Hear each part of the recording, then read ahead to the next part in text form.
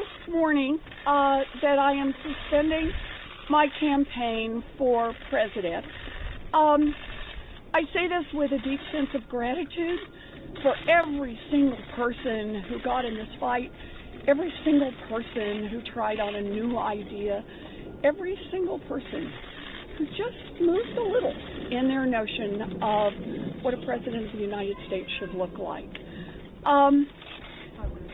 I will not be running for president in 2020, but I guarantee I will stay in the fight for the hardworking folks across this country who've gotten the short end of the stick over and over.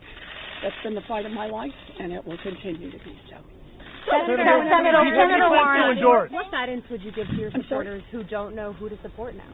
Well, let's take a deep breath and spend a little time on that. We don't have to decide that this minute. And I wonder what your message would be to the women and girls who feel like we're left with two white men to decide between. I know. One of the hardest parts of this is all those baby promises and all those little girls who are going to have to wait 4 more years. That's going to be hard.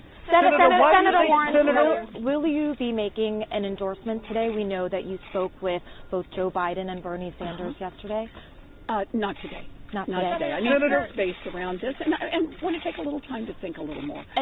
I've been spending a lot of time right now on the question of suspending and also making sure that this works as best we can for our staff, for our team, for our volunteers. So it could be coming, but just not right now. Not right now. And I know that your campaign manager, Roger Lau, said on the staff call today that he had no regrets.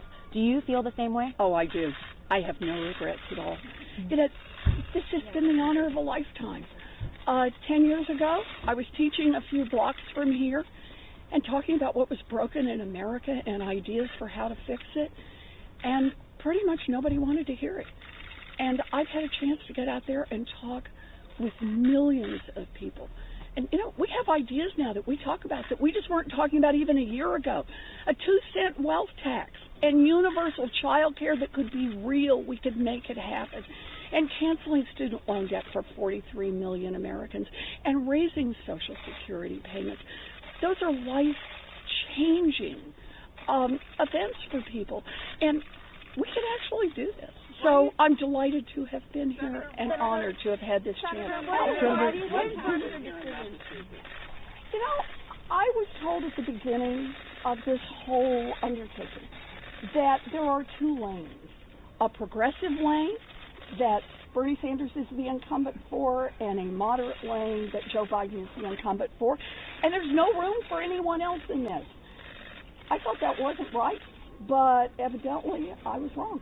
Senator, what do you think weren't able to resonate more with voters and win any states? As I said, I think that I was told when I first got into this, there are 2 lanes, and I thought it was possible that wasn't the case, that there was more room to run another kind of campaign. But evidently that wasn't the case. Was it especially painful to lose your home state, Massachusetts? No. I am deeply grateful to the people of Massachusetts. Look, back in 2012, they took a chance on someone who had never run for public office before. They ousted a very popular incumbent Republican senator to give me a chance to stand up on a bigger platform and fight for their families, and I am deeply grateful for that. They returned me to the Senate in 2018, and I'm deeply grateful for that.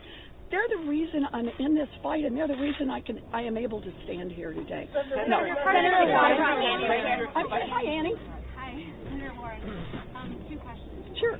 I saw you vote 2 days ago for yourself. I did. Could you, reflect a little bit about what that was like for you? And then the other question is, could you talk a little bit about the role that gender plays in the Yeah. So, it was,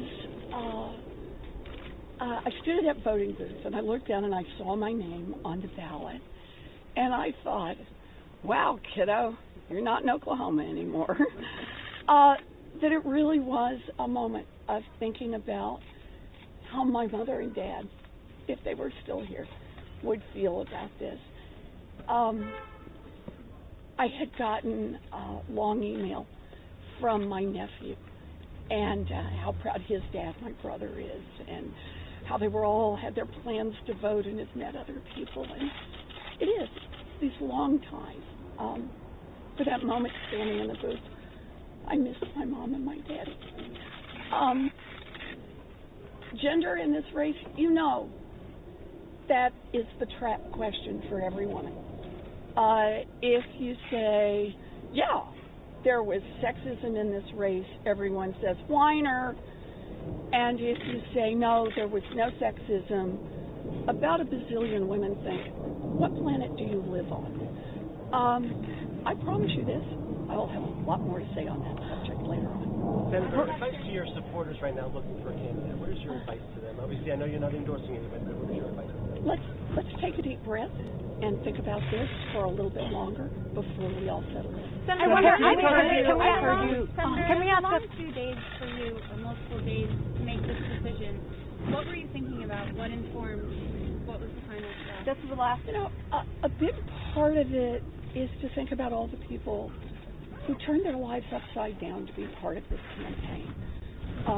All of the staffers who moved and worked long hours, gave up jobs to be here, took leaves from school. Just think about what works for them. It isn't just about me. This is a whole lot of people who were a big part of this. And also our volunteers, to try to think through. For all those people who already have invested so many hours and so much of their heart in the phone calls and the door knocks and the coming to the office and help clean things up and keep it all going. And thinking about all those pinky promises. You know, I take those pinky promises seriously. So those are the things I needed to think through, and how we make all those pieces work at least as best we can for everyone. And one last thing. It's about all the people who are affected by all the issues I've talked about. Whether they got involved in my fight or someone else's fight, or even not at all. But however we talk about this, there still is $1.5 trillion of student loan debt outstanding. There are still tens of millions of people across this country who one bad medical diagnosis and they're upside down financially. There are still mamas and daddies all across this country who can't finish their education, can't take on jobs because they can't find access to decent child care that they can afford.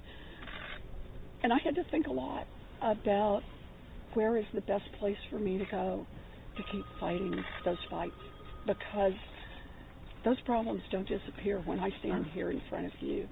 Those problems go on, and my job is to keep fighting and to fight as smartly and effectively as I can. Senator, could we ask Bruce a question? Bruce?